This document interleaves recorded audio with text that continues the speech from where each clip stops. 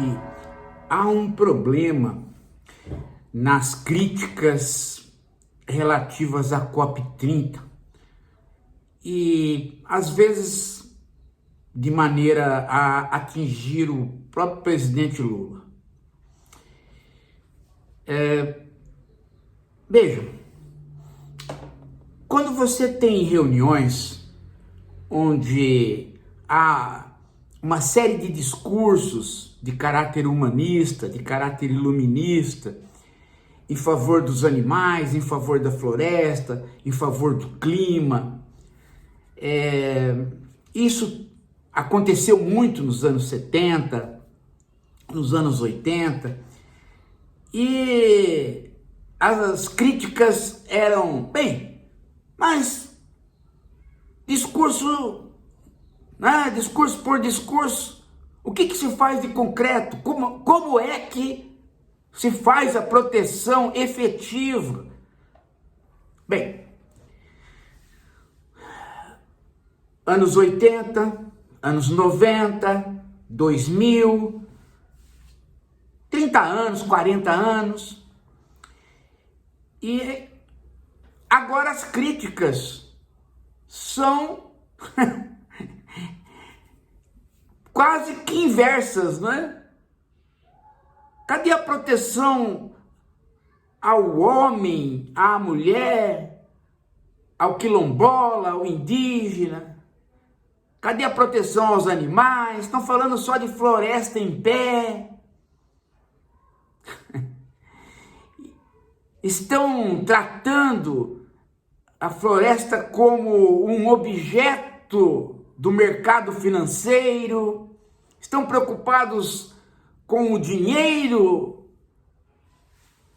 Só falta dizer, cadê os discursos humanistas e iluministas? Só falta dizer isso. Gente, segura um pouco esta minha fala, dá um tempo, põe aqui no quadradinho, né? Quando eu estava dando aula, vamos levar aqui para o cantinho da lousa, né? E punha lá e aí a gente volta, depois a gente volta para o cantinho da lousa. Deixa eu comentar uma outra coisa, para vocês notarem. Duas coisas. Primeira, quando Marx escreveu o Capital, ele insistiu, você pode ver que há nas linhas e nas entrelinhas do Capital a preocupação em deixar claro para as pessoas que o movimento do capital, ele é um maquinário. O capital, ele não produz esta latinha aqui, este óculos, isto é subproduto. O capitalismo é um regime onde o mercado não é o mercado antigo, é um novo mercado. O mercado capitalista, ele não visa a produção de objetos. É engraçado isso, né? Porque as pessoas confundem o excesso de consumo ou de consumismo no mercado capitalista com o mercado capitalista. O consumo dos produtos, a ênfase em você consumir, a ênfase na produção, isso é um subproduto do mercado capitalista. A produção do mercado no capitalismo é o capital. Quer dizer, o capital tem que crescer. É ele que se faz presente com uma força econômica que funciona por baixo da produção das mercadorias. Então, o Marx descobriu, ou criou este conceito de mais-valia, mostrando que quando você produz uma mercadoria, ela tem um tempo de trabalho envolvido nela, um tempo socialmente necessário de trabalho envolvido nela. Mas o tempo de trabalho necessário para que o operário que está ali, o trabalhador que está ali, reponha as suas energias, é menor do que aquele que ele produziu. Ou seja, ele precisa, para repor as suas energias, bem menos do que o tempo para fazer a mercadoria. Ele fica 10 horas trabalhando, mas com 1 hora de trabalho, ele já compraria mercadorias equivalentes àquela que ele produziu para repor as suas energias, ou seja, a sua comida, a sua hora de lazer, o seu cinema, até o seu carro. Então, há uma quantidade de horas não pagas. E isto é que gera o mais valor e que engorda o capital. Isto volta para o capitalista e para quem o financiou. Então, o Marx descobriu este mecanismo, né, de incremento de valor ou de acumulação capitalista. E ele descobriu também que isto funciona independentemente das vontades de quem está envolvido no mercado. Em outras palavras, o capital criou um maquinário econômico que se move por ele mesmo e faz todos nós nos movermos segundo a vontade dele. E à medida que a gente atribui a ele uma vontade, porque parece que ele tem esta vontade, e de fato ele tem uma vontade não humana, produzida pelo conjunto dos homens, mas no fundo não humana, porque se sobrepõe aos homens. À medida que ocorre isso, ele se torna uma grande máquina. E ele rompe com qualquer possibilidade de ética e de moral que queira se sobrepor a ele. Então, o que o Marx acabou falando, né, acabou sendo até de certo modo uma maneira de você desculpar os ricos. Os ricos vão fazer aquilo que eles têm que fazer para continuar ricos. Mas à medida que eles fazem aquilo que eles têm que fazer para continuar ricos, na verdade eles fazem o desejo do capital, que é o incremento, que é a produção de mais-valia, que é a produção de valor, que é a verdadeira produção do mercado, que não é isto, é o próprio capital. Então o Marx fez uma análise para além da moral. O Marx fez uma análise para além da ética, de modo que o discurso moral e ético tivesse que se recomposto perante as vicissitudes de algo que caminha por ele mesmo, quase que uma força da natureza. Este é o grande achado do Marx. Por isso que ele, imbuído pelo século XIX, chamou isso de ciência. Capital é uma abordagem científica parecida com as abordagens da física, da biologia, porque ele superou as abordagens que punham uma ênfase na disposição dos ricos de ficarem ricos. E isso é uma coisa antiga, isso é uma coisa medieval. No mundo moderno do capitalismo, o mercado capitalista, ele rompe com essa disposição ética.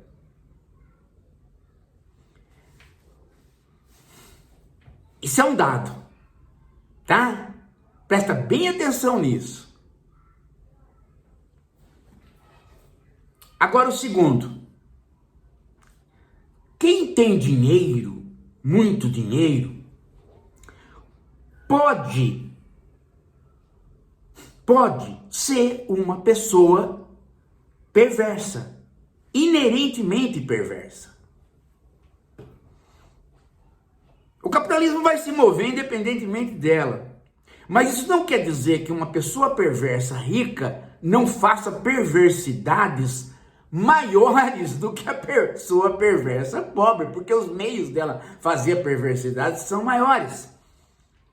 Então é preciso tomar cuidado com a pessoa perversa rica.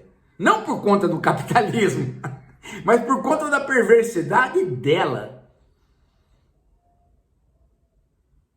E hoje, nos jornais, há um exemplo máximo desta perversidade. Está repercutindo no mundo todo.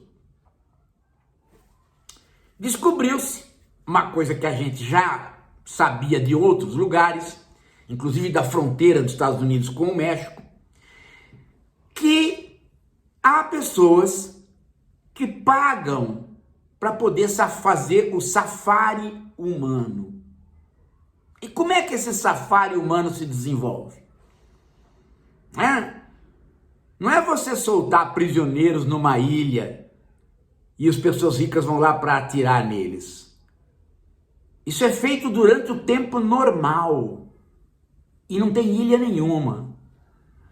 Os italianos ricos, turistas italianos ricos, visitaram na guerra da Sérvia e da Bósnia, eles visitaram o local de guerra e pagaram locais seguros no cerco que se fez a Sarajevo, para poder atirar em crianças e em velhos do lugar seguro, porque a cidade estava cercada. Sobrou só civis. Então pagava-se uma nota preta para ficar na fronteira, de cima de um lugar bem seguro, e praticar o tiro em alvos humanos. E há relatos de que muitos italianos fizeram isso.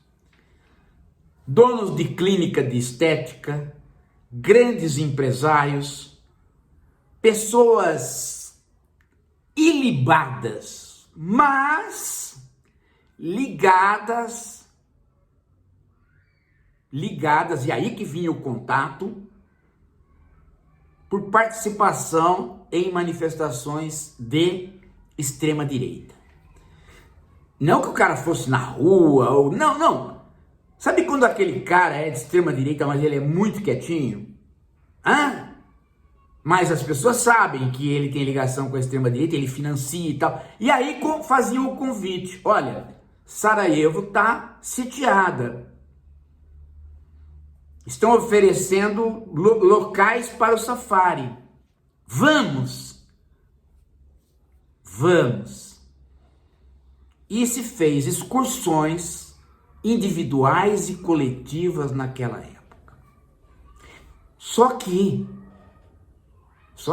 agora os tribunais italianos, as autoridades italianas, mesmo numa época de governo de direita na Itália, estão denunciando, e já há uma localização das pessoas, de quem participou do safari humano. Você já imaginou, gente, a crueldade, a imbuída numa pessoa que está numa clínica, um médico, numa clínica de estética, atende até às 6 da tarde, 6h30, ele põe a sua roupa de safari, pega um avião e vai até Sarajevo, chega na fronteira, onde ele tem um local com rifle, com comida, com uísque, mulheres, para ele ficar ali num ambiente onde ele vai até a janela e atira num civil, numa criança. Interessante, né? Porque há um preço. Matar uma criança é mais caro do que matar um velho. Mas eu estou só praticando tiro. Eu estou apenas matando aquilo que o soldado vai matar. Como podem me achar que eu sou um criminoso? Eu não sou, o soldado ia matar mesmo. Não, o soldado não pode matar o civil. Aliás, o soldado se livrou de matar o civil vendendo o lugar. Eu tô falando sério, não é um negócio assim do tipo assim que o cara foi na guerra. Não, ele não foi na guerra, ele foi num lugar. Assim, o cara tá num bar, os caras montaram bares com mulheres, com danças, com tranquilo. De vez em quando o cara levanta tomando uísque, vamos ver se tem aqui, vamos ali no observatório, né? Chega ali no observatório, todo protegido. Protegido do quê, né? Lá embaixo só tem civis. E, olha, rapaz, tô vendo aquela criança lá procurando comida. Mas que ratinho, hein? Você vai acertar. Você vai... E eles disputavam, além de pagar o lugar, eles apostavam entre eles. Agora eu digo para você, você junta essas duas coisas, a determinação do capital, né, de fazer com que a classe de capitalistas não desapareça, porque o acúmulo do capital é isto, e a crueldade de certos ricos, você põe junto, e aí você quer que essas pessoas, sem nenhum interesse financeiro, cuidem do planeta.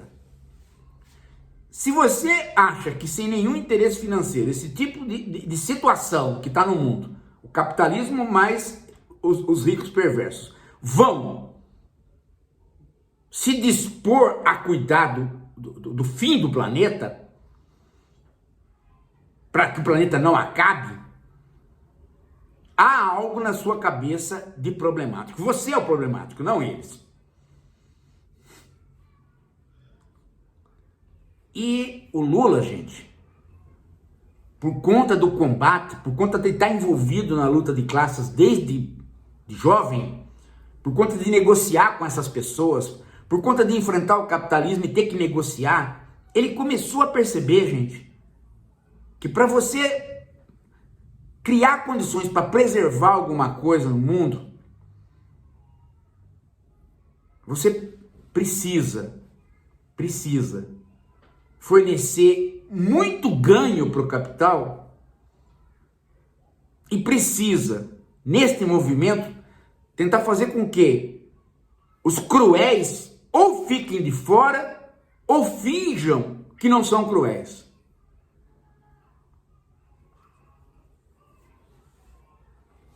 E foi isso, foi aprendendo isso, coisa que a minha geração teve que aprender, nós tivemos que aprender, que a gente começou a participar da luta de classes de uma maneira diferente. Nós temos que ver o que é que tem uma mínima vantagem para oferecer, para a gente poder trazer o dinheiro dessa gente para alguma causa que diminua a desgraça do mundo. E essa é a questão. Então, a COP30, gente, a luta de classes não está entre os caras que tentaram invadir para fazer protesto. A luta de classe está lá dentro. Na hora que você elabora os termos técnicos pelos quais você vai poder carrear o dinheiro para a floresta ou não vai poder carrear o dinheiro para a floresta. A luta de classe está na hora que você pega a caneta e começa a elaborar como que vai ser o investimento, como é que vai ser o fundo, para onde vai ser destinado. E aí é que entra, né? Aí é que entra, gente, as pessoas que podem redirecionar o capital e segurar os desejos perversos dos ricos doentes. É nesse sentido que eu vi com muitos bons olhos a entrevista desta moça. Mais jovem do que eu, médica, uma das poucas médicas negras que nós temos, porque ela fez uma entrevista na Folha, aqui ó,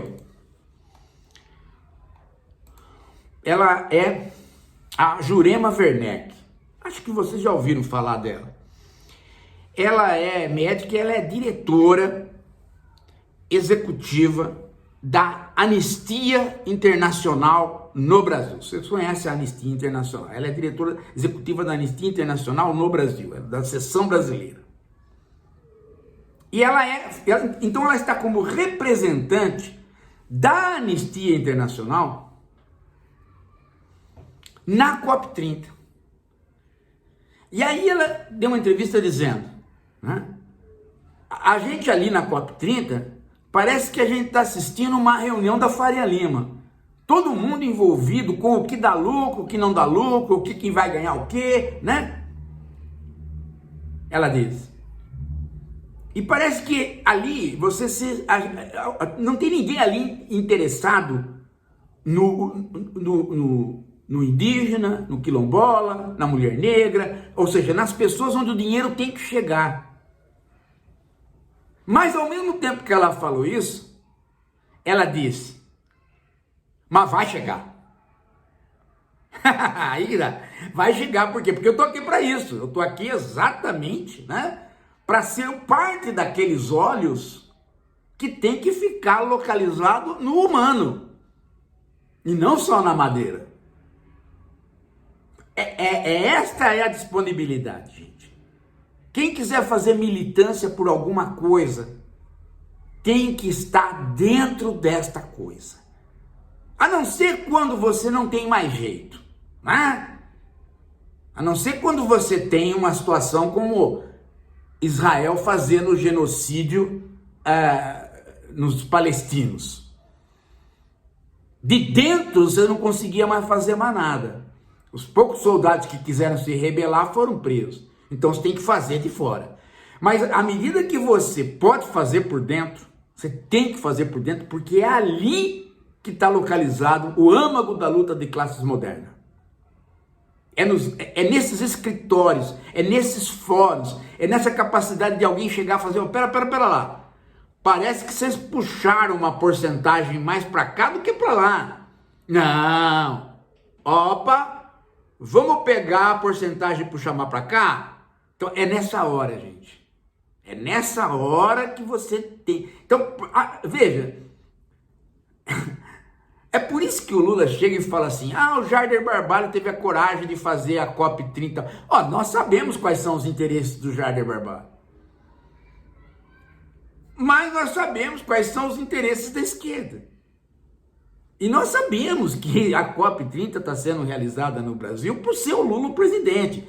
Ou seja, ele trouxe a chance de a gente entrar na luta de classes dentro dela, na parte técnica da coisa. E é aí que sai. Porque esse dinheiro, o fundo, vai dar dinheiro pra caramba, é um baita banco. Ele vai emprestar para muita gente e vai ter lucro pra caramba. Esse lucro é o que vai para os países. E como é que ele vai? E nessa hora, gente, pessoas como essa doutora é que importa. Porque ela está ali dentro, ela é respeitada, ela vem por uma instituição internacional. É nessa hora que você não tem mais a expulsão da Marina, você tem a integração. Agora, se você acha que a luta de classes é o tiro no peito que o seringueiro sofreu, que o Chico Mendes tomou, é também, mas não pode ser por aí. Nós temos que sair da luta de classes deste patamar. Porque neste patamar, até hoje, a gente só perdeu. No confronto físico, a gente só perdeu.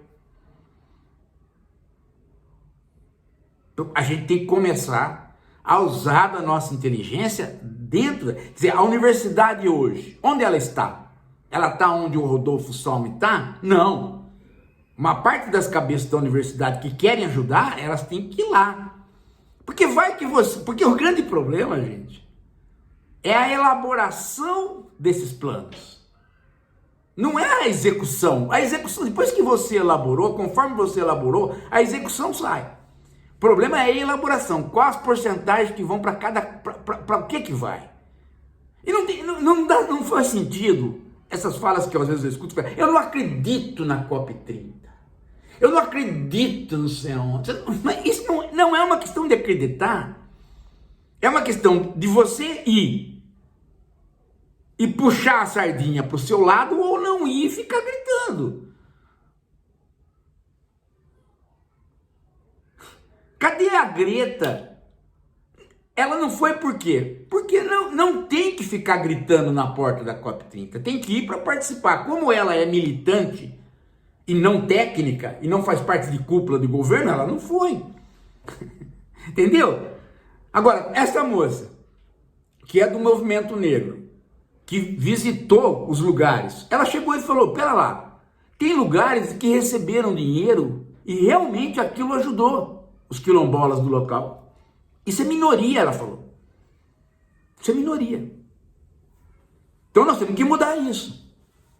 E só vai mudar, gente, à medida que a gente tiver inteligência para trazer o capital e poder usá-lo. Agora você fala assim para mim, mas a exploração no mundo, o capitalismo, ele continua. Claro! Ora bolas! Se não continuasse, não precisava estar fazendo nada disso. Se nós tivéssemos ultrapassado o capitalismo, nós possivelmente estaríamos lidando com outros problemas e não com esses. Esses problemas são os problemas de que o capital anda sozinho, os capitalistas são puxados por eles, e os capitalistas, por sua vez, quando são doentes da cabeça, como esses caras que foram fazer o turismo, eles estão em todo lugar também. Agora, eles enfrentam resistência ali. O próprio discurso do Lula para os jornalistas. Vocês foram visitar as comunidades? Aproveite que vocês estão aqui no Pará, não fica aqui na COP30 não. Vai visitar as comunidades para você saber aonde é que a gente quer que chegue o dinheiro.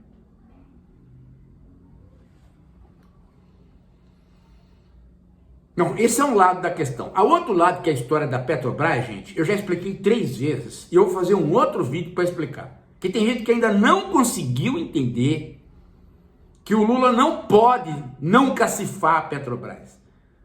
É como decretar o fim do Brasil. Você mata a empresa, porque a empresa não vive de vender petróleo, ela vive de vender ações. Puta que pariu. Tem gente que não consegue entender as coisas básicas do capitalismo e a gente explica e não vai, rapaz. Bom, mas eu acho que tá bom por aqui. Agora vamos pedir uma coisa para vocês, que não tem nada a ver com fundo, tem a ver com doação, isso é outra coisa. Doação é filantropia, quando você quer pôr um dinheiro, não para o dinheiro crescer, mas para o dinheiro ser gasto imediatamente numa coisa que você quer manter. E nós estamos pedindo para você usar este Pix do Filomed para a nossa fundação, que é a fundação que vai garantir os cursos, vai garantir vocês estarem nas férias, ou virtualmente ou presencialmente em cursos, que é o local da fundação que minha mãe deixou a casa para a gente manter, tá?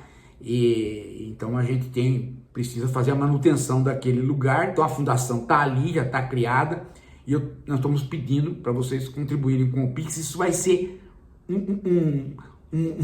isso vai ser um baita de um lugar de filosofia, gente, para você. Você vai falar, mas eu moro longe. Você não mora. Você vai passar umas férias nessa fundação junto com a gente para fazer curso, para estudar. Você vai ver. Tá aqui, ó, o Pix. Daqui a pouco a gente volta.